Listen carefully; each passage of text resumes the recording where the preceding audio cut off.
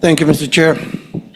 Mr. Chair, it took all my energy to not to gate crush the live selling that happened here last June 4. The way it happened, the way it was handled, the statements being made. Gusto ko lang talagang pumunta dito, hindi naman po ako invited doon sa conference nila na yon. I waited for today's hearing to confront the resourceful persons they presented. Let me call on them 18 kargador. Kasi nga po, nagkakarga sila ng mga mali-maletang pera, sabi nga nila. Yun po talagang trabaho nila, taga-bitbit, taga-karga ng maleta. Una, sino ba itong 18 kargador ng mga maleta? Saan ba sila galing? We cannot simply bring in people sa Blue Ribbon Committee na nag-aakusa na mabibigat na paratang nang hindi man lang nalalaman kung karapat-dapat ba sila paniwalaan. Kasi simulang-simula pa lamang po na tinawag silang 18 Marines, may paglilinlang na agad. Yung bansag na 18 Marines sa isang paraan upang pabanguhin sila sa publiko. Matik po kasi yan. Pag sinabing Marines, iba po ang respeto ng mga tao. Pero hindi naman po silang lahat ay dating Marines. At mahigit kalahati sa kanila ay discharged without honors or dishonorably discharged from service for various offenses. Ibig sabihin, palpak sila. Tulad ng pagiging AWOL o absent without leave. Why is this information very important? Because for people to believe their allegations, it must come from a credible and reliable source. And so, the people using them portray them as heroes. God damn. Sabi nga ng isa sa mga senador na dumalo nung araw na yon, bayani daw po sila. Pero nakakaya naman po sila sa iba nating mga bayani. Na itong 18 kargador na ilang taon nagtrabaho kay Saldico, may 7 years at 9 years at nagbitbit daw, sabi nila, ng sangkatutak ng maleta ng pera. At bigla na lang tinubuan ng konsensya at ngayon ay naninira ng buhay ng mga inosenteng tao, ay tatawagin nating bayani. Pasensya na. Hindi ako papayag na matabi ang mga sinungaling nito kila Jose Rizal, Andres Bonifacio at mga dakila nating OFWs. At dito papasok ang pangulo kong punto. Hindi lang po ang kredibilidad ng 18 kargador ang kaduda-duda. Ang mismong testimonya nila ay nakakapagtaka. Lumabas na po ang ilan sa mga ito sa balita, pero pasadahan lang po natin. Let me show some video clips of the hearing. Video 1. Si Father Flavi ay hinatiran ko ng pera doon sa Mindanao Ab. Isang sobre yun, sir. Anong lugar po yun? Sa Mindanao Ab, sa mismong simbahan niya, sir. Sa may gilid ng kalsada. Bakit po kayo nagdala ng pera doon sa pare?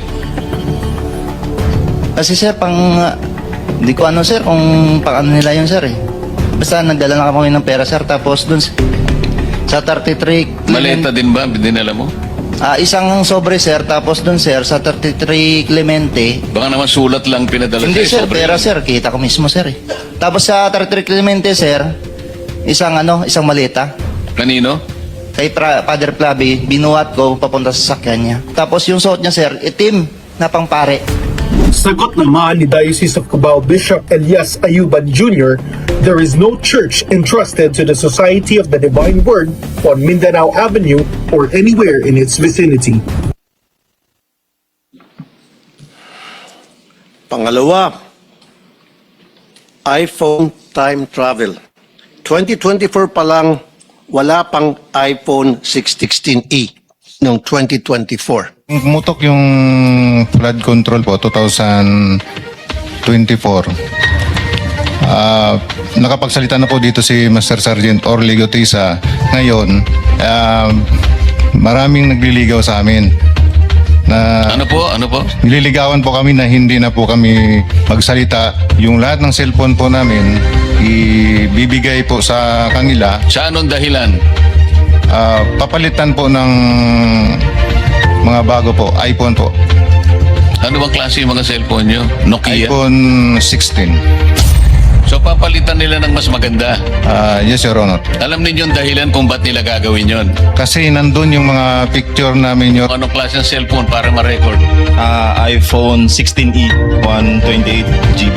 Nang i-check ng News 5 sa mismong website ng Apple, lumalabas na February 21, 2025 ang pre-order na naturang model na sinasabi ng Bagman sa hearing. Pangatlo, pinili na impormasyon. Ano ang nangyari sa pagpapalabas ng katotohanan? Kung pinipili lang nila kung sino ang ilalabas. Malinaw ang detalye nila sa una nilang affidavit tungkol sa mga maletang dinala sa ilan naming kasamahan dito na may address pa. Pero bakit parang mirakulo na naglaho ang naratibo tungkol dito? Sa original affidavit nung mga dating sundalo, nandun din si Senator Loren daw at saka yung magkapatid na Villars. Ngayon ko lang nakita yung affidavit. I have not read, etc.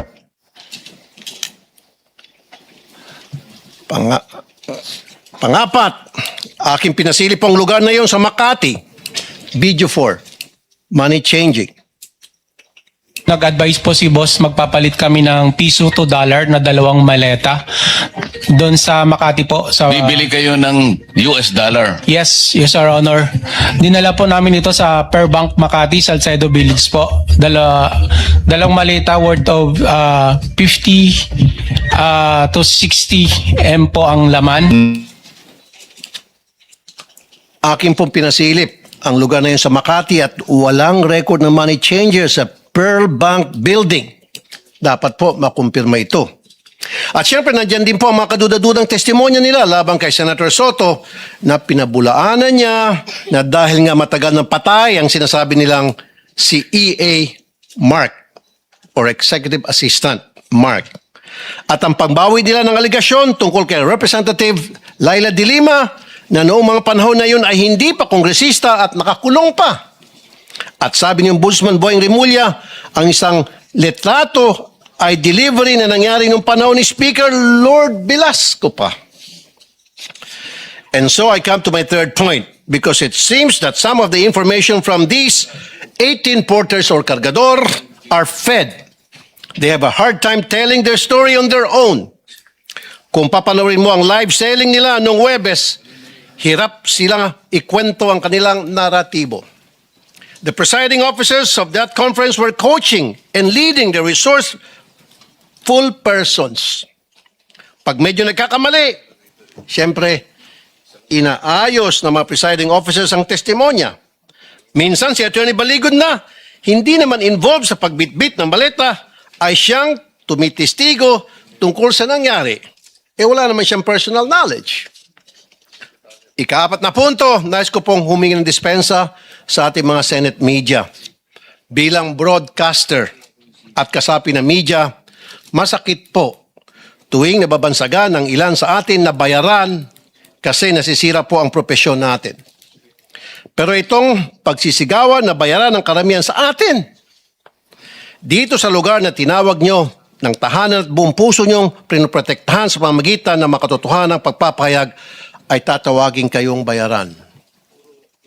Hindi po tama yun. This institution, time and time again, owes you its dignity because you keep the senators on their toes and make sure we stay true to the Filipino people. At kay Senator Cayetano, huwag po tayo masyadong demanding. Ano po? Ito magreklamo na wala ka sa front page. Limited po ang front page space ng mga dyaryo.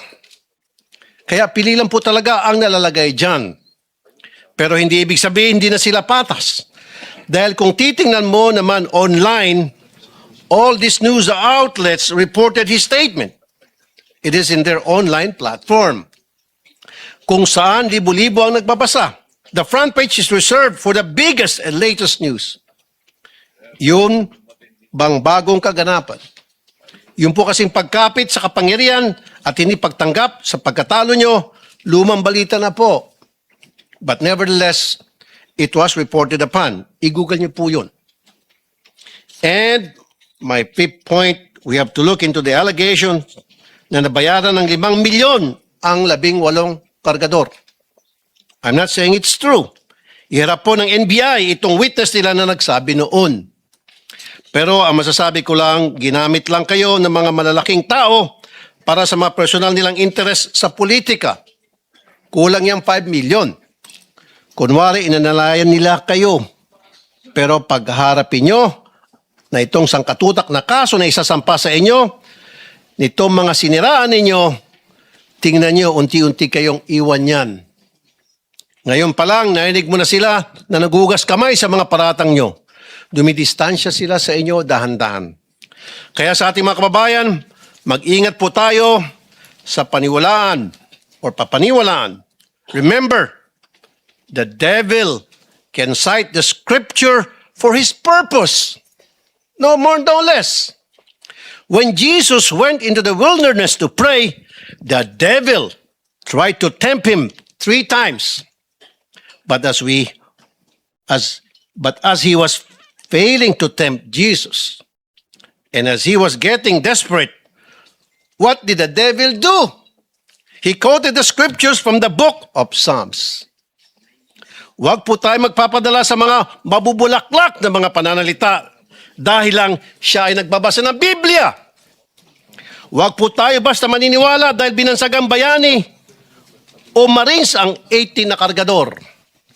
Buksan po natin ang ating mga mata, tenga at utak. Huwag po tayo magpapadala sa mga live selling nila.